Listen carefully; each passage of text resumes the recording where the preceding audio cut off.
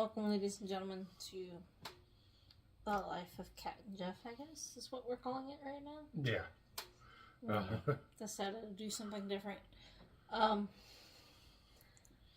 little podcast talking about different things, wrestling, movies, music, pop culture, all the fun stuff. I'm your host, Kat. And I'm the co-host, Jeff. Let's see. What do we want to go into?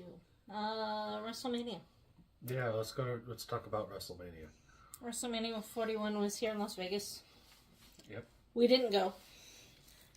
We watched it from home. Tickets were too expensive. Tickets were crazy. Yeah. Tickets were insane. Sorry, guys, if I was out of frame. Mm-hmm. For anybody that is watching the video today. But overall, I think it was a great show. It definitely brought a lot of eyes to wrestling. To me, it definitely showed things like that Tony Khan dropped the ball with a lot of stars, in my opinion. You know, there was a lot of stars made. Jey Uso defied the odds of proving that he was more than just a tag team wrestler. And even with the outcome of the night one main event with Seth Rollins teaming with Paul Heyman, which in my opinion just seems like they're forming a new dangerous alliance, with Braun Breaker now turning on, attacking Roman and Punk, sorry guys, turning on Roman and Punk and teaming up with them, and then going into a person that I felt didn't really belong in WrestleMania 41 just as much as, you know, everybody's talking about how, oh, The Rock said he was going to show up and The Rock never showed up. The Rock didn't need to be there, just like Becky Lynch didn't need to be there. Bayley was screwed. Yeah. They just gave her a fake injury and then took her out of the show and brought in Becky Lynch. Yeah. So. Don't go sleeping on Bayley. Yeah. Just because Charlotte and Becky were the stars of the Four Horsewomen, don't go sleeping on Bayley and act like she don't matter. The only one of those four girls that don't matter is the one that's all about the money. Girl, you peaked in NXT, and that was it. You've not advanced since. What are we talking about? Mercedes Moné. That has nothing to do with WrestleMania, though. I'm just saying, she's terrible. WrestleMania was a really good show. Anything that you enjoyed the most?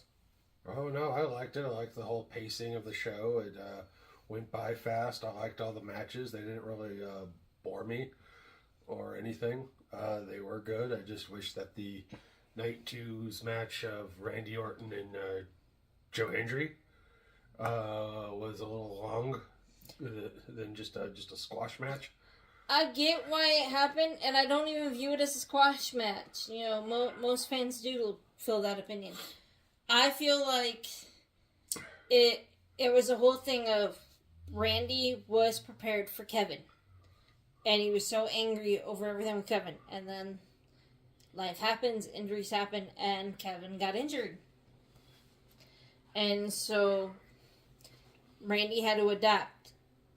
Do I think it was great of a moment for Joe Hendry? Absolutely.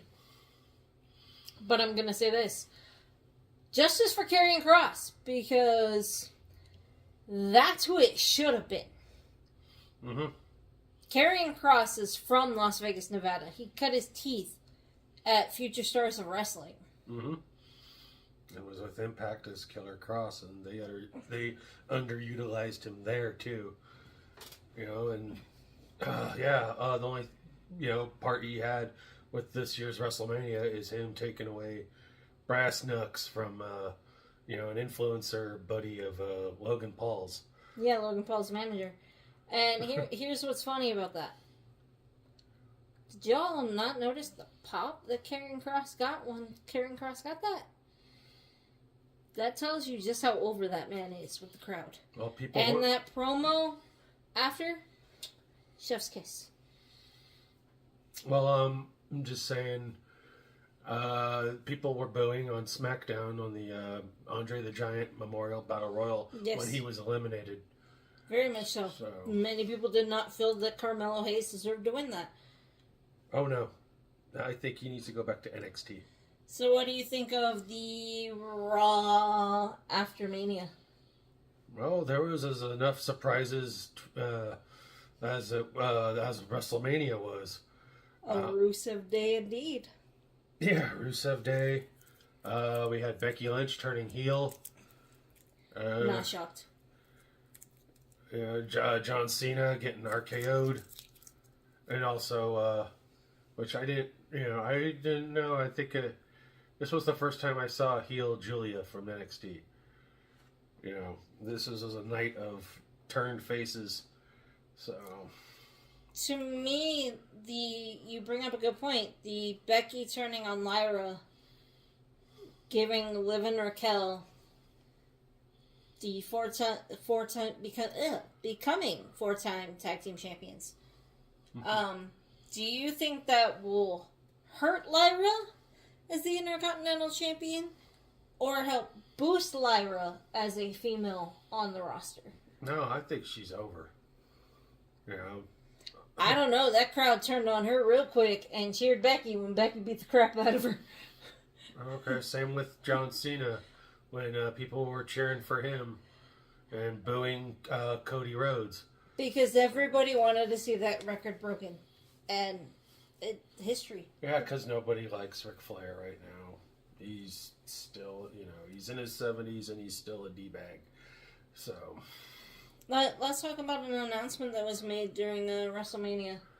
What do you think of the WWE acquiring AAA and announcing the Worlds Collide? I think that's great.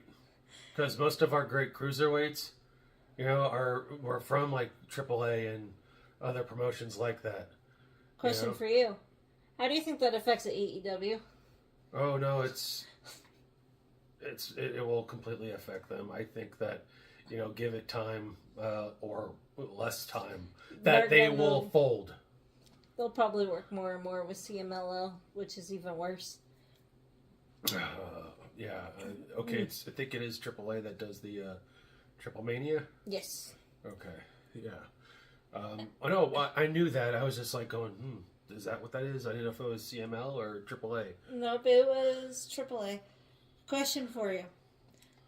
What do you think of WWE working with TNA and now AAA, and how that completely changes the wrestling world, especially with the hint that The Rock is thinking about getting New Japan?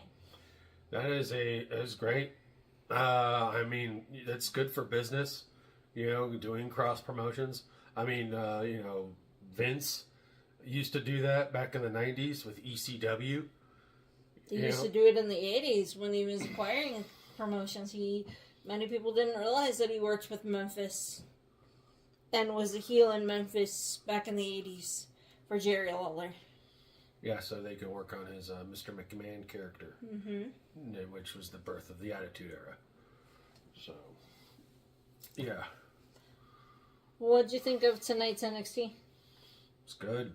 Some really good high-flying action. These are a bunch of hungry wrestlers that want to give it all they got so they can make it to the main roster. It never disappointed. It never let me down. It always caught my attention, so...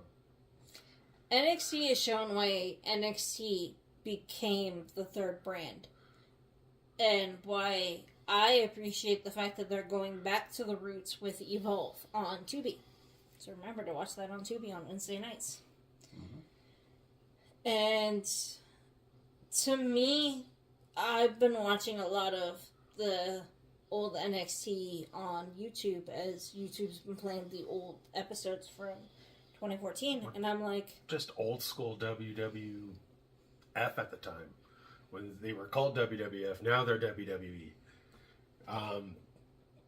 That is the golden age of wrestling to me, growing up in the 80s. So a Saturday night's main event and everything. And, yes, I was a Hulk Hogan fan. Gosh, I was a kid when I was a fan of his, so... I would like to, see that old school, wrestling model come back. The old school wrestling model. We don't focus in on vignettes and promos. Can we just finish can we just focus on what's in the in ring? I don't agree. Honestly.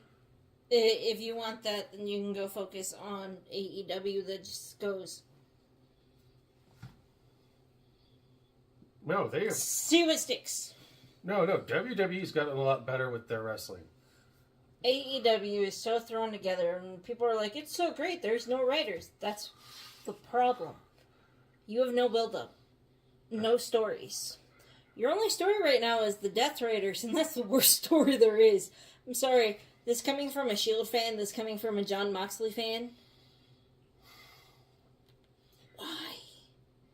Just for a build-up of Daniel Bryan to come back? Oh, I'm sorry. Bryan Danielson. My bad. Well, the American Dragon. Yeah. Well, no, because I'm just saying, there was a lot more focus. We had promos in the locker room and... the back of the stadium and the arena with the backstage interviews, and then they would have the match, and some of those matches were actually pretty good. We need to go back to not like AEW, because no, they were not like 80s WWE. AEW is a clusterfuck. There's no structure. They got no story. What, Death Riders showed up out of nowhere? Here's my whole thing is... My biggest problem with AEW is the fact that there's nothing to grab your attention unless you want hardcore violence or you want things that don't make sense. Like... Half the time I'm just like, why are these matches being promoted and thrown together? It's kind of like... Do you remember a time that they randomly sat there and announced, hey, we're going to do Stone Cold versus Brock Lesnar on a SmackDown? Mm-hmm. I remember that. And Stone Cold walked out because it made 0 sense. Mm-hmm. Oh, yeah. No build-up. No reason for the match. No way of structurally putting it together to make it make sense. That's AEW. They don't make much sense when they put together their matches. There's a lot of talent there. And I'm sure that, when they leave that company, WWE is going to pick them up and they'll make them bigger stars. Well, that's what we're already seeing now, and it goes to a question, how... awesome is it to see stars like Penta, Rey Fenix, Lexis King, Ethan Page, Ricky Starks, Jade Cargill. The second coming of... Rusev. Or, no, like the second coming of Cody Rhodes when he came back. Yeah. Rusev. We're seeing these people get pushed in new ways. Yes, Rusev was a former WWE superstar, but Rusev was over even before he got fired. Rusev Day was the hottest thing around. It's just Vince was an idiot. Yeah. Or just a guy who's just an old man who's just gotten so out of touch with reality and, Speaking of Vince McMahon and Tony Khan, here goes to the question. How does Tony Khan not allowing AEW stars to be at events for their friends make him look like Vince McMahon? Like the fact that he refused to have Sting induct Lex Luger. That I just don't understand. Tony Khan said he was going to be different from the other guys. You know, he was going to allow the wrestlers to go to the indies and everything. But if they associate themselves with WWE, then that's a no-no. You know? They all get in trouble. Like what happened to Ricky Starks. Yep. I mean, Ricky Starks went on record to even sit there and say he was getting backlash because WWE took photos of him getting off the bus with Cody Rhodes last year and the year before during the time of WrestleMania and Royal Rumble.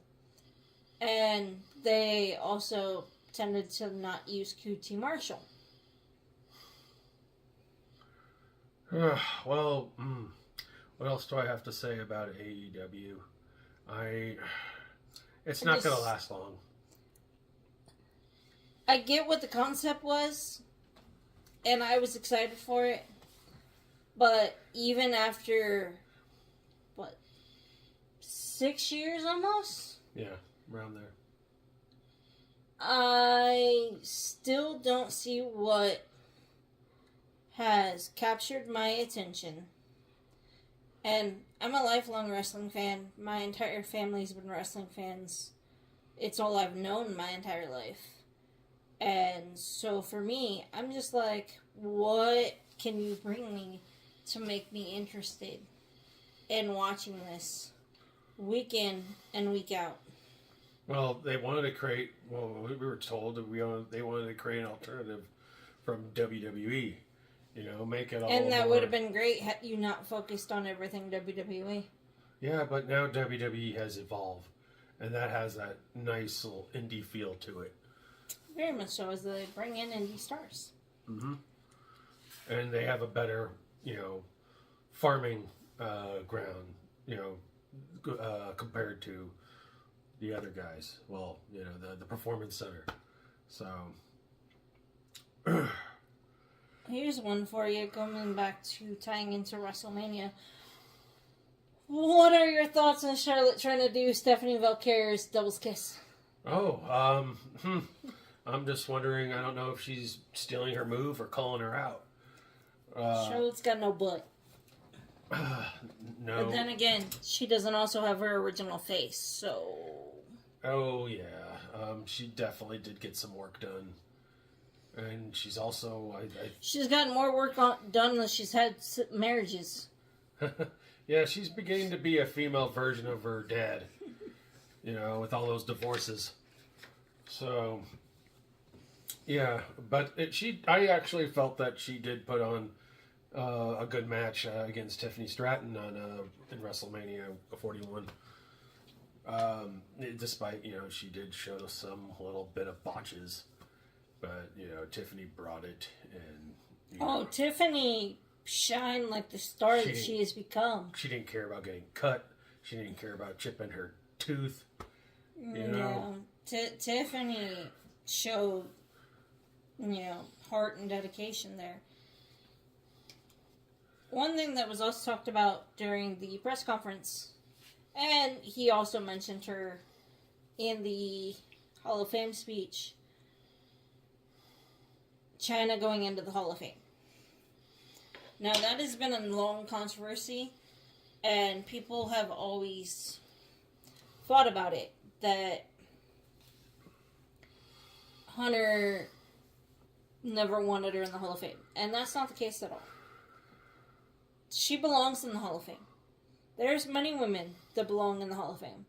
There's many women that have not been in the Hall of Fame, and many other stars that have not been in the Hall of Fame that belong there.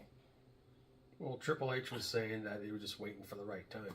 Exactly. And I honestly think that's exactly it. It is right time, right moment to pull the trigger and put her in. Because she's the number one contender Hall of Fame for sure. 100%. Yeah. And she put on a really good match, a very prominent intergender match between her and Jeff Jarrett. I know that changed wrestling for me forever as a female. No, she proved that she can do it just as well as the boys. And then some. Yeah. You know, many of the women of our generation proved they can go with the men. And that's a question I have for you. Because of the fact that they added it into 2K25, how much longer until you think we go back into intergender wrestling? Not too long, because I know that, with it's sensitive right now with everything of man on woman violence. But see, there's a difference between man on woman violence and getting in a wrestling ring with each other. Yeah, there is. I think it will definitely change. And I know in the indie circuit there's a lot of intergender wrestling. Very much so. I've watched a lot of indies and enjoyed seeing just how much there are stories to tell. And to me, I think that's the greatest thing. I mean, I grew up on Trish and Lita fighting the men, so especially Lita in China. Yeah, but, I'm just saying, like, in this day and age of, being politically correct and, the woke time. You don't think Becky Lynch could take on Roman Reigns? Oh, no. I think she can mop the floor with him. No. I like Roman Reigns. I was just kidding if Roman watches this. If Roman watches this, is a miracle. He's got better things to do, trust me. So, moving away from our wrestling side, because we can talk all day about wrestling. That's just who we are. We're giant wrestling fans. But I'll give you my rating for WrestleMania 41 Las Vegas. I would give it an 8 out of 10. I'd give it an 8.5 out of 10.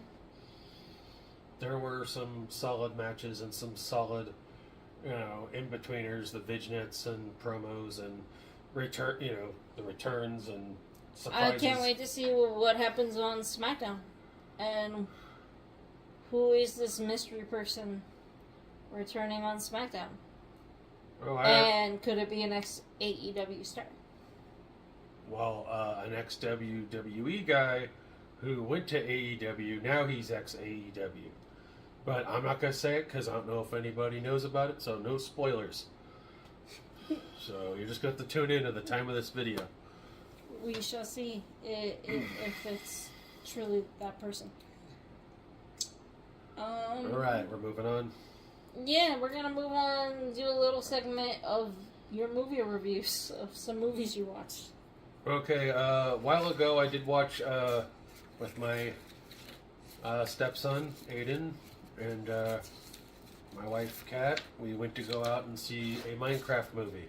Now, this is on the news for the wrong reasons, because there's a lot of, stupid people out there that think it's funny when you see a certain part of a scene and you want to just throw popcorn all around the movie theater and everything. Is it really that good to be doing stuff like that? Well, here's the thing. My stepson, he liked the movie. And I think so did you? I liked a lot of the jokes. Having watched people play the game, I understood a lot of it, and I think that's also part of your problem is you came into it blinded because you've never watched anybody play the game. You've never played the game. It just never really appealed to me.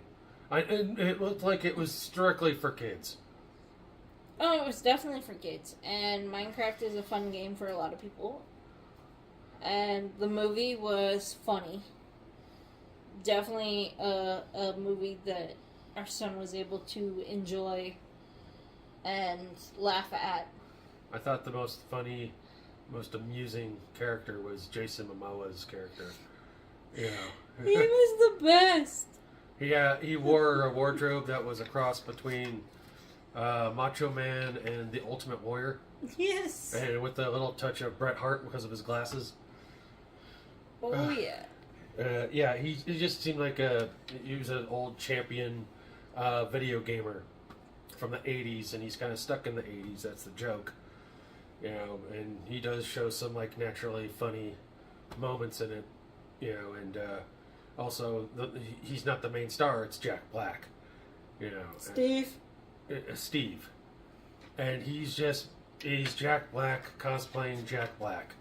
You know, turning it up to 11 with his performance just to try to make it interesting. I mean, kids will love it because of all the pretty shapes and colors and everything. While they're trying to entertain the adults here, the grown-ups. Most definitely. I found it to be somewhat of an obnoxious experience, in my opinion. And I can't believe there's all this hysteria, all this stupidity that is surrounding it. Well, that's what happens when you get a bunch of kids. I mean, this isn't the Rocky Horror Picture Show where, people can go and recite the movie. You know, that's different compared to... I think that also happens when you have this day and age of social media, and you get young kids on social media and young kids on TikTok and think these things are funny. So we gotta recreate it. So it's what happens. But it's stupid. Okay, what's the appeal with the chicken jockey? I mean, this is what's causing mass hysteria of throwing popcorn and acting like people think they're playing chicken. And I actually heard people actually bringing in live chickens. And that's weird. It's so stupid, And then this is a sad part. It's also when people are getting stabbed in the theater over something really inane. That's just towards kids. Stupid. It's just a mediocre kids movie. In my opinion, I know there's a lot of Aiden enjoyed it because that's his age group. I mean, that's the demographic that they're going for. But me, I just it's not like the Lego movie where you can actually learn something about it. It's got a message in it. Minecraft does not. I actually felt it was just an empty piece of product placement.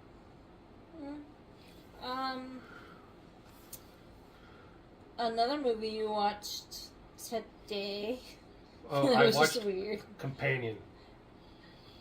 Yeah. That is a total AI based, even if it's making fun of AI with the robots and everything, it is a totally AI based written movie. I'm sorry. I feel like the writers just went, how can we make a funny movie and make it thriller? Use AI. It was stupid. Okay, it did have those sort of things in it, but I thought mostly it was a dark comedy.